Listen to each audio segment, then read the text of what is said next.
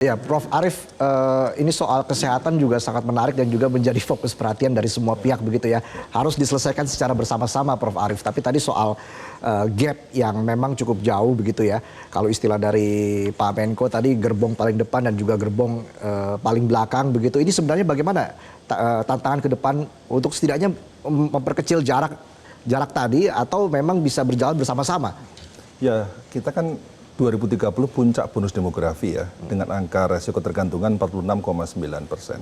Artinya apa yang kita lakukan hari ini akan berdampak tahun 2050 nanti, dan itu akan menjadi beban pembangunan kalau kita tidak menyelesaikan isu SDM ini, baik isu kesehatan, isu pendidikan, dan juga isu kesejahteraan. Nah, kaitan dengan soal pendidikan, kita lihat misalnya indikator yang paling gampang IPM deh, Indeks Pembangunan Manusia. Ya. Di mana Indonesia ini kan urutannya ke 112 ya, kalau nggak salah. Dan ini kita nomor 5 di ASEAN. Kita masih ketinggalan dari Thailand, Malaysia, Brunei, Singapura ya. Jadi sehingga kita fokus pada isu IPM ini. Dan salah satu isu IPM adalah soal pendidikan terkait dengan lamanya, rata-rata lama pendidikan.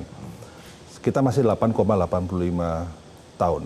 Artinya, kalau kita saat ini dengan wajib 9 tahun, ya sudah hampir mendekati ya rata-rata nasional, sudah saatnya kita sudah mulai kembali tegas menaikkan wajib belajar dari 9 tahun ke 12 tahun. Saya kira ini sebuah upaya yang harus kita lakukan untuk meningkatkan rata-rata usia pendidikan. Nah, kemudian berkaitan dengan soal kesehatan. Kesehatan ini saya kira terkait juga dengan isu pangan. Ya. Jadi kalau kita lihat data, 65% anak usia sekolah Indonesia ini tidak sarapan secara teratur. Ya, ini data dari Kementerian Kesehatan. Kemudian 41% pergi sekolah dengan perut kosong. Ini fakta, ini data dari Kementerian Kesehatan 2022, data baru. Artinya memang kebijakan makan bergizi gratis ini menjadi sebuah breakthrough menurut saya untuk menyelesaikan masalah yang sangat fundamental ya. Masalah kesehatan, masalah stunting, dan masalah kualitas manusia, karena apapun juga orang yang perutnya kosong, ini hasil survei di berbagai jurnal internasional, ketika sekolah maka kemampuan matematikanya relatif menurun, konsentrasinya rendah, kemudian kemampuan berpikirnya juga menurun.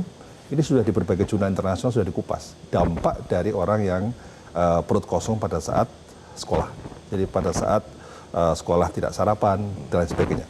Oleh karena itu ini menurut saya makan bergizi gratis bisa menjadi penggerak ya, menjadi prime mover untuk menyelesaikan masalah SDM di Indonesia, karena dampak dari stunting ini saya kira dampaknya nanti 20 tahun lagi, 30 tahun lagi ketika mereka ini sudah berusia produktif ya, usia 30-35, ketika mereka tidak punya kemampuan, tidak punya kualitas gizi yang baik hari ini, dampak fisik 20 tahun lagi, begitu pula juga dampak intelektual, kecerdasan dan lain sebagainya. Sehingga kalau kita tidak mampu menyelesaikan hari ini, yang terjadi adalah mereka akan menjadi beban pembangunan di masa mendatang.